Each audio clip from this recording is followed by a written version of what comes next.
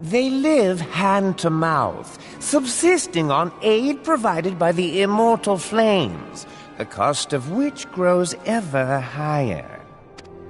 The wealth of Ul'dah is not without limits, my friends. And need I remind you that these refugees are prone to violence and criminal activity? You have all read the reports, I think. Without homes or employment, it is only a matter of time before men grow desperate and take that which they imagine has been unjustly denied them.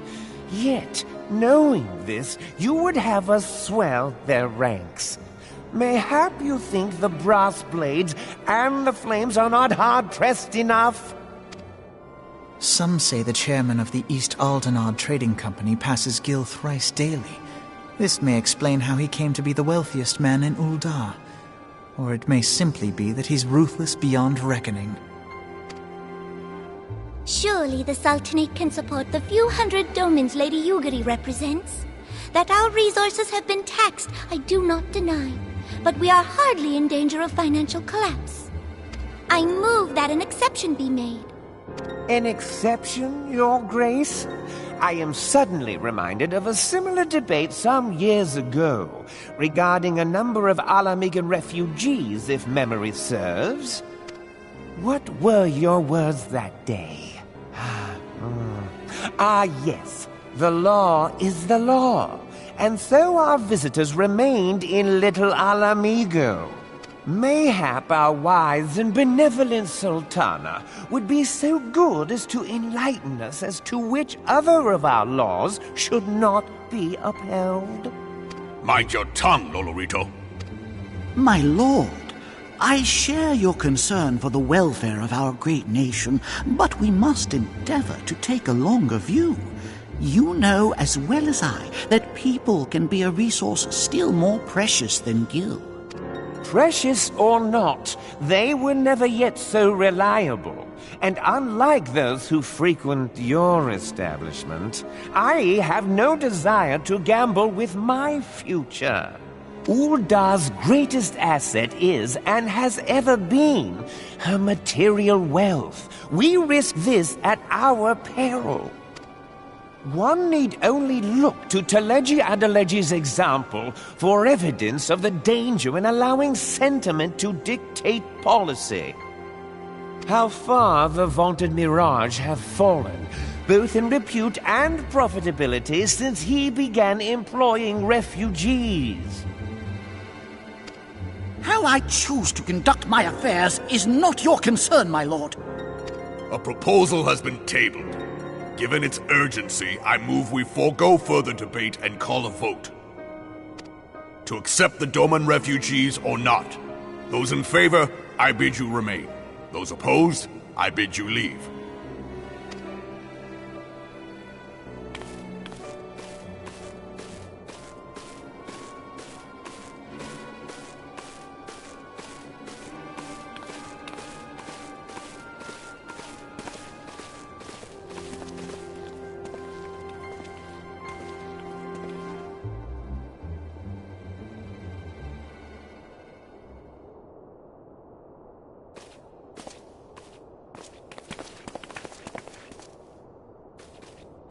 Would that it were within my power to welcome you and your people, Lady Yugiri. As you have observed, however, my authority in such matters is regrettably limited. Without the consent of the Syndicate, I cannot act. I understand, Your Grace, and I appreciate all that you have done on our behalf.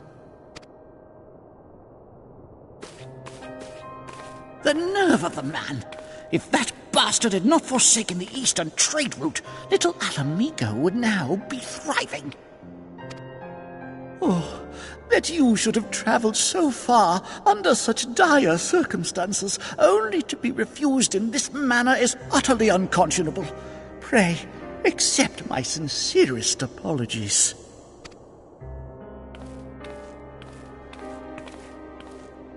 Now that the Empire no longer poses an immediate threat, they see little reason to maintain the pretense of unity. The Monitorists have grown especially defiant of late. Lord Lolorito most of all. But this is neither the time nor place for that discussion.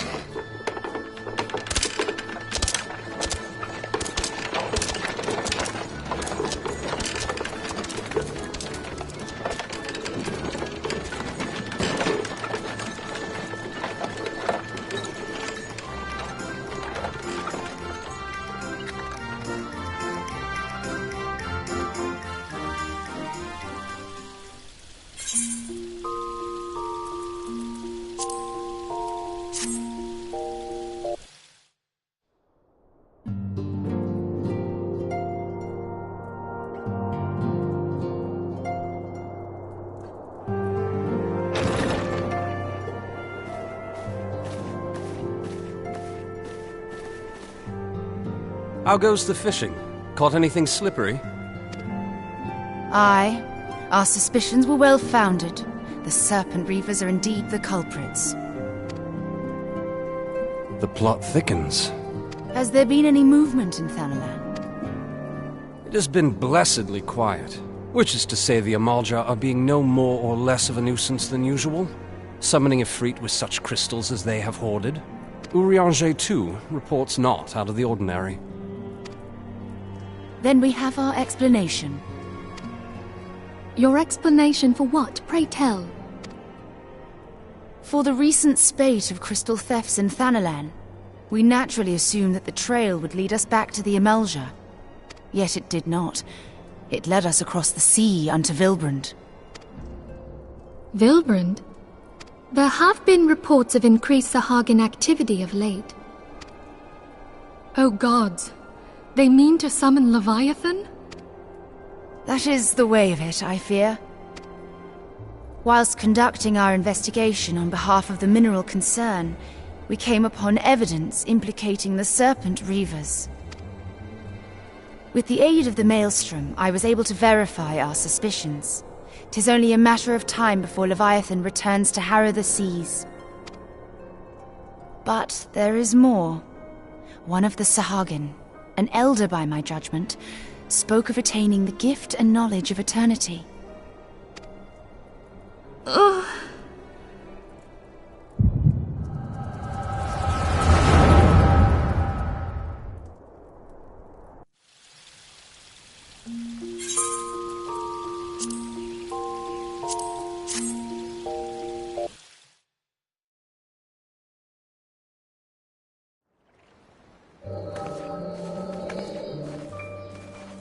Such a disturbance in the ether. If I did not know better, I should think this device defective.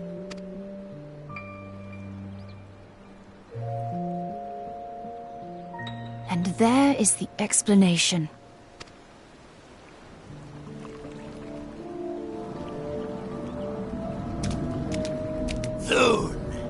Soon it shall begin. Our Lord shall rise midst surging wave to wash away the finless ones. And I shall be granted the gift and knowledge of eternity, and with the emissary stand equal. Then shall I know no cessation.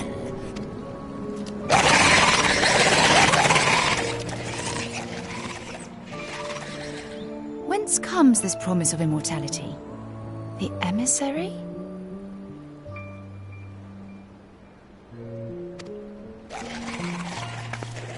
We have outstayed our welcome.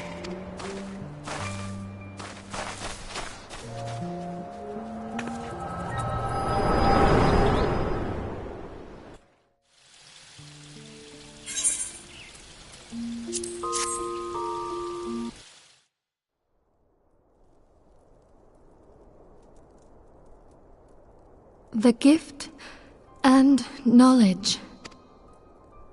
Are the two of you quite well? You shared that vision, did you not? Even before the Sahagin made mention of the emissary, I recognized Elidibus's words. He is behind this. But surely it is not within his power to grant the echo. My lady, unless we act swiftly, Leviathan will rise again. The Admiral has already requested that we intervene to prevent this.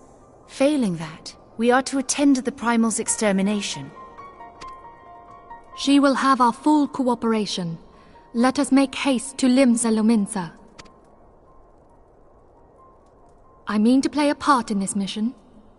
Tataru, pray, take charge in my absence. My lady, are you sure this is wise? I am aware of the risks, but there is something I must see with mine own eyes. The true nature of the echo. Very well. I shall not stand in your way. On the condition that you permit me to accompany you as bodyguard. Your company is ever welcome, Thancred. I take it something ill is afoot. Aye, a Primal is about to be loosed upon Eorzea. A primal? A godlike being whose very existence is a bane upon the land. We Scions of the Seventh Dawn are sworn to protect kind.